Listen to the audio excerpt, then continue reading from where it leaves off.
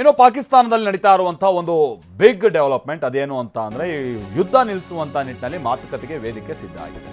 ಸಂಧಾನದ ಮೇಜಿನಲ್ಲೂ ಕೂಡ ಇಸ್ರೇಲ್ ಪಟ್ಟು ಹಿಡಿದಿದೆ. ಹಿಜ್ಬುಲ್ಲಾ ಜೊತೆಗೆ ರಾಜಿ ಇಲ್ಲ, ಲೆಬನಾನ್ ಸರ್ಕಾರಕ್ಕೆ ಸೈ, ಆದರೆ ಹಿಜ್ಬುಲ್ಲಾಗೆ ನೋ ಅಂತ ನೇತಾನ್ಯಾಹು ಹೇಳಿದಾರಂತೆ. ಮುಂದಿನ ವಾರ ವಾಷಿಂಗ್ಟನ್ನಲ್ಲಿ ಇಸ್ರೇಲ್ ಹಾಗೆ ಲೆಬನಾನ್ ಹೈ ವೋಲ್ಟೇಜ್ ಸಭೆ ಇದೆ. ಲೆಬನಾನ್ನ ರಾಯಭಾರಿಗಳ ಜೊತೆಗೆ ಮಾತುಕತೆಗೆ ಇಸ್ರೇಲ್ ಸರ್ಕಾರ ಒಪ್ಪಿದೆ. ಆದರೆ ಹಿಜ್ಬುಲ್ಲಾ ಜೊತೆ ಕದನ ವಿರಾಮದ ಪ್ರಶ್ನೆನೇ ಇಲ್ಲ ಅಂತ ಇಸ್ರೇಲ್ ಈ ಕ್ಷಣಕ್ಕೂ ಪಟ್ಟಿಡಿದಿದೆ. ಸಂಧಾನಕ್ಕೂ ಮುನ್ನವೇ ಹಿಜ್ಬುಲ್ಲಾ ವಿರುದ್ಧ ಇಸ್ರೇಲ್ ಒಂದು ಖಡಕ್ ಸಂದೇಶವನ್ನ ರವಾನಿಸಿದೆ. ಅತ್ತ ಮಾತುಕತೆಗೆ ತಯಾರಿಯಾಗ್ತಾ ಇದೆ, ಇತ್ತ ಲೆಬನಾನ್ ಮೇಲೆ ದಾಳಿ ಮುಂದುವರಿತಾ ಇದೆ. ದಶಕಗಳ ಬಳಿಕ ಮುಖಾಮುಖಿ ಆಗಲಾಗ್ತಾ ಇದೆ. ಅದು ವಾಷಿಂಗ್ಟನ್ನಲ್ಲಿ ಐತಿಹಾಸಿಕ ಮಾತುಕತೆ ನಡೆಯುತ್ತೆ.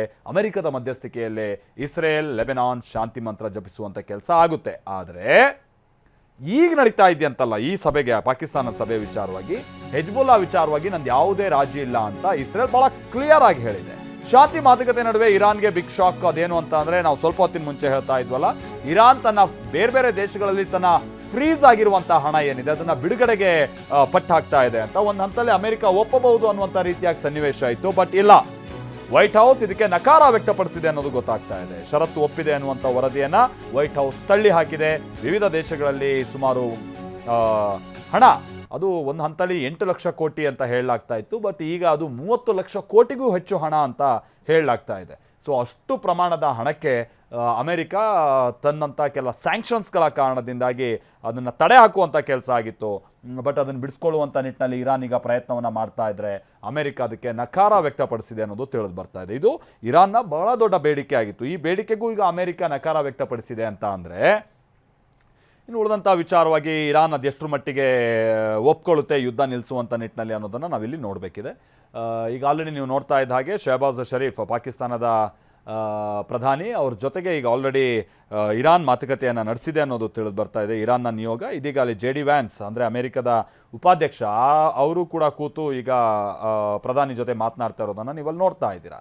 ಸೊ ಇಬ್ಬರ ಜೊತೆಗೂ ಆಗಿರುವಂಥ ಮಾತುಕತೆ ಏನು ಎತ್ತ ಅನ್ನುವಂಥದ್ದನ್ನು ಅದನ್ನು ಒಬ್ರಿಗೊಬ್ಬರಿಗೆ ತಿಳಿಸುವಂಥ ಪ್ರಯತ್ನವನ್ನು ಇಲ್ಲಿ ಪಾಕಿಸ್ತಾನ ಮಾಡುತ್ತೆ. ಬಟ್ ಈ ಸಂದರ್ಭದಲ್ಲಿ ಹಾಕಲಾಗ್ತಾ ಇರುವಂಥ ಪಟ್ಟು ಪ್ರತಿಪಟ್ಟು ಇದು ಈ ಮಾತುಕತೆ ಎಷ್ಟು ಸಫಲ ಆಗುತ್ತೆ ಅನ್ನುವಂಥ ಪ್ರಶ್ನೆಗಳನ್ನು ಹುಟ್ಟಿಸ್ತಾ ಇದೆ.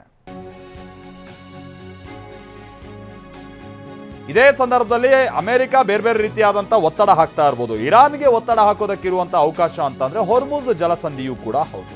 ಹೊರ್ಮುಜ್ ಜಲಸಂಧಿ ಮೇಲೆ ಪವರ್ ತೋರಿಸೋದಕ್ಕೆ ಇರಾನ್ ಪ್ಲಾನ್ ಅನ್ನ ಮಾಡ್ತಾ ಇದ್ದು, ಹೊರ್ಮುಜ್ ಜಲಸಂಧಿ ಮೇಲೆ ಸಂಪೂರ್ಣ ಅಧಿಕಾರ ಬೇಕು ಅಂತ ಇರಾನ್ ಹೇಳ್ತಿದೆಯಂತೆ.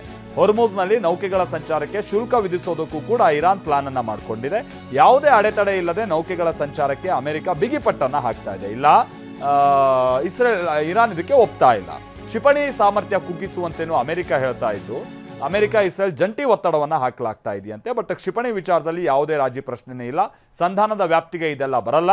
ಯುದ್ಧದ ನಷ್ಟ ಭರಿಸುವಂತೆ ಅಮೆರಿಕವನ್ನ ಕೇಳೋದಕ್ಕೂ ಕೂಡ ಇರಾನ್ ಸಿದ್ಧತೆಯನ್ನು ಮಾಡ್ಕೊಂಡಿದೆ ಅನ್ನೋದು ತಿಳಿದು ಬರ್ತಾ ಇದೆ. ಇಲ್ಲಿ ಇರಾನ್ನ ಪಟ್ಟಿ ಬಹಳ ದೊಡ್ಡದಿದೆ. ಬಟ್ ಅದಕ್ಕೆ ಅಮೆರಿಕ ಒಪ್ಪುತ್ತಾ ಅನ್ನೋದು ಪ್ರಶ್ನೆ.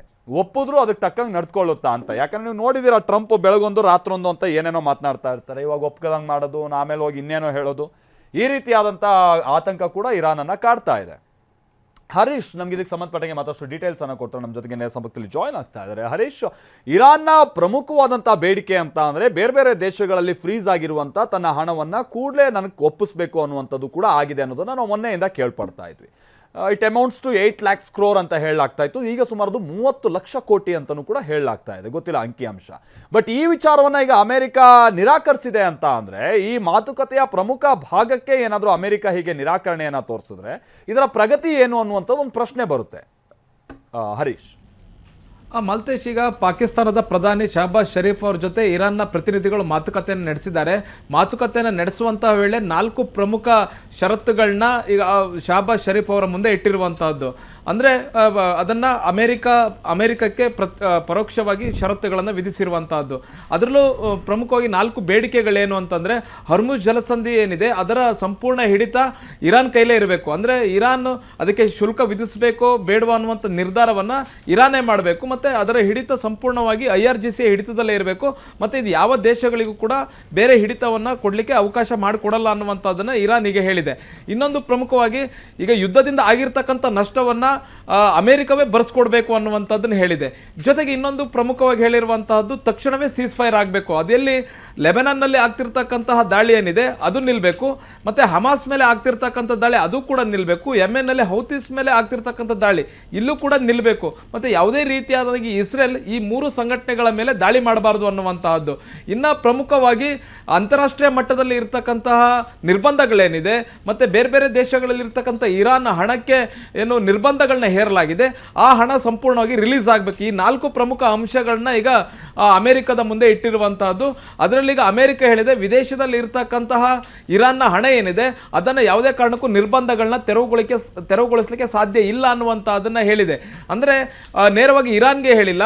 ಈಗ ಶಹಬಾಜ್ ಶರೀಫ್ ಅವ್ರನ್ನ ಅಮೆರಿಕದ ಪ್ರತಿನಿಧಿ JD ವ್ಯಾನ್ಸ್ ಅವರು ಭೇಟಿಯಾದಂಥ ಸಂದರ್ಭದಲ್ಲಿ ಈ ಒಂದು ಪ್ರಸ್ತಾಪವನ್ನು ಮಾಡಿರುವಂತಹದ್ದು.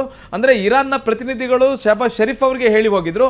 ಆ ವಿಚಾರವನ್ನು JD ವ್ಯಾನ್ಸ್ ಅವ್ರಿಗೆ ಶಹಬಾಜ್ ಶರೀಫ್ ಅವರು ಹೇಳಿದಾಗ ಅದಕ್ಕೆ ಅಮೆರಿಕದ ಪ್ರತಿನಿಧಿ ಆಗಿರ್ತಕ್ಕಂಥ JD ವ್ಯಾನ್ಸ್ ಅವರು ಒಪ್ಪಿಲ್ಲ, ಯಾವುದೇ ಕಾರಣಕ್ಕೂ ಈ ಇರಾನ್ನ ಈ ಷರತ್ತನ್ನು ಒಪ್ಪಲಿಕ್ಕೆ ಸಾಧ್ಯ ಇಲ್ಲ ಅನ್ನುವಂಥದ್ದನ್ನು ಹೇಳಿದ್ದಾರೆ. ಇನ್ನು ಮುಂದಕ್ಕೆ ಬೇರೆ ಬೇರೆ ವಿಚಾರಗಳು ಚರ್ಚೆಗೆ ಬರ್ತವೆ. ಹರ್ಮುಜ್ ಜಲಸಂಧಿಯ ವಿಚಾರವೂ ಕೂಡ ಚರ್ಚೆಗೆ ಬರ್ತವೆ. ಸಂಪೂರ್ಣವಾಗಿ ಇರಾನ್ ಹಿಡಿತಕ್ಕೆ ಈ ಒಂದು ಹರ್ಮುಜ್ ಜಲಸಂಧಿಯನ್ನು ಬಿಡಬೇಕಾ ಬೇಡವಾ ಅನ್ನುವಂಥ ವಿಚಾರಗಳು ಕೂಡ ಚರ್ಚೆಗೆ ಬರ್ತವೆ. ಮತ್ತೆ ಹರ್ಮುಜ್ ಜಲಸಂಧಿಯ ನಿಯಂತ್ರಣ ಅಲ್ಲದೆ ಹರ್ಮುಜ್ ಜಲಸಂಧಿಯಲ್ಲಿ ಶುಲ್ಕವನ್ನು ವಿಧಿಸಲಿಕ್ಕೆ ಇರಾನ್ ನಿರ್ಧಾರವನ್ನು ಮಾಡಿರುವಂತಹದ್ದು. 1 ಬ್ಯಾರೆಲ್ ತೈಲಕ್ಕೆ $1 ಶುಲ್ಕವನ್ನು ವಿಧಿಸ್ತೀವಿ ಅನ್ನುವಂಥದ್ದನ್ನು ಈಗಾಗಲೇ ಘೋಷಣೆಯನ್ನ ಮಾಡಿದೆ. ಆದರೆ ಇದಕ್ಕೆ ಯಾವ ದೇಶಗಳು ಕೂಡ ಒಪ್ಪಿಲ್ಲ. ಮತ್ತೆ ಹರ್ಮುಜ್ ಜಲಸಂಧಿ ವ್ಯಾಪ್ತಿಗೆ ಬರುವಂತಹ ಒಮನ್ ದೇಶ ಕೂಡ ಇದನ್ನ ಒಪ್ಪಿಲ್ಲ. ಹಾಗಾಗಿ ಇದನ್ನ ಅಮೆರಿಕ ಹೇಗೆ ನೋಡುತ್ತೆ ಅನ್ನುವಂಥದ್ದು ಕೂಡ ಬಹಳಷ್ಟು ಕುತೂಹಲ ಕೇಳಿಸಿದೆ. ಈ ಒಂದು ಸಭೆಗೆ ಮುನ್ನ ಡೊನಾಲ್ಡ್ ಟ್ರಂಪ್ ಅವರು ಹೇಳಿದ್ದಾರೆ ಯಾವುದೇ ಕಾರಣಕ್ಕೂ ಹರ್ಮುಜ್ ಜಲಸಂಧಿ ಓಪನ್ ಆಗಲೇಬೇಕಾಗಿದೆ, ಇಲ್ಲಾಂದ್ರೆ ನಾವು ಓಪನ್ ಮಾಡಿಸ್ತೀವಿ ಅನ್ನುವಂಥ ಎಚ್ಚರಿಕೆಯನ್ನು ಇರಾನ್ಗೆ ಕೊಟ್ಟಿದ್ದಾರೆ. ಅಂದರೆ ಈ ಇಸ್ಲಾಮಾಬಾದ್ನಲ್ಲಿ ನಡೀತಿರ್ತಕ್ಕಂಥ ಸಭೆಗೂ ಮುನ್ನ ಡೊನಾಲ್ಡ್ ಟ್ರಂಪ್ ಅವರು ಕೊಟ್ಟಿರ್ತಕ್ಕಂಥ ಹೇಳಿಕೆ. ಹೀಗಾಗಿ ಸಾಕಷ್ಟು ಷರತ್ತುಗಳಿವೆ. ಅಮೆರಿಕ ಕೂಡ ಒಪ್ಕೊಳ್ಳದೆ ಇರ್ತಕ್ಕಂಥ ಷರತ್ತುಗಳಿವೆ, ಇರಾನ್ ಕೂಡ ಒಪ್ಕೊಳ್ಳದಲ್ಲೇ ಇರ್ತಕ್ಕಂಥ ಷರತ್ತುಗಳು ಕೂಡ ಇವೆ. ಹೀಗಾಗಿ ಎರಡೂ ದೇಶಗಳ ಮಧ್ಯೆ ಒಮ್ಮತವನ್ನು ಮೂಡಿಸುವಂಥ ಕೆಲಸ ಈಗ ಪಾಕಿಸ್ತಾನದ ಮೇಲಿದೆ.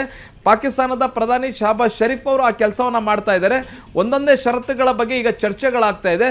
ಈಗ ದ್ವಿಪಕ್ಷೀಯ ಮಾತುಕತೆ ನಡೀತಾ ಇದೆ. ಪಾಕಿಸ್ತಾನ ಇರಾನ್, ಪಾಕಿಸ್ತಾನ ಅಮೆರಿಕ, ಹೀಗೆ ದ್ವಿಪಕ್ಷೀಯ ಮಾತುಕತೆಗಳು ಮಾತ್ರ ನಡೀತಾ ಇದೆ. ಇದು ತ್ರಿಪಕ್ಷೀಯ ಮಾತುಕತೆಯಾಗಿ ಬದಲಾಗಬೇಕು, ಆಗಿದ್ದಾಗ ಮಾತ್ರ ಒಂದು ಒಪ್ಪಂದಕ್ಕೆ ಬಂದರು ಅನ್ನುವಂಥದ್ದು ಗೊತ್ತಾಗುತ್ತೆ. ಒಂದು ವೇಳೆ ದ್ವಿಪಕ್ಷೀಯ ಮಾತುಕತೆಯಾಗಿಯೇ ಮುಂದುವರಿದರೆ ಎಲ್ಲ ವಿಚಾರವಾಗಿಯೂ ಇದು ಅಂತಿಮವಾಗಿ ಯಾವುದೇ ರೀತಿಯಾದಂಥ ಒಪ್ಪಂದಕ್ಕೆ ಬರಲಿಕ್ಕೆ ಸಾಧ್ಯ ಇಲ್ಲ. ಈ ಒಂದು ಇಸ್ಲಾಮಾಬಾದ್ ಒಪ್ಪಂದ ವಿಫಲ ಆಗುವಂತಹ ಸಾಧ್ಯತೆ ಇದೆ. Malatesh, thank you Harish, thank you.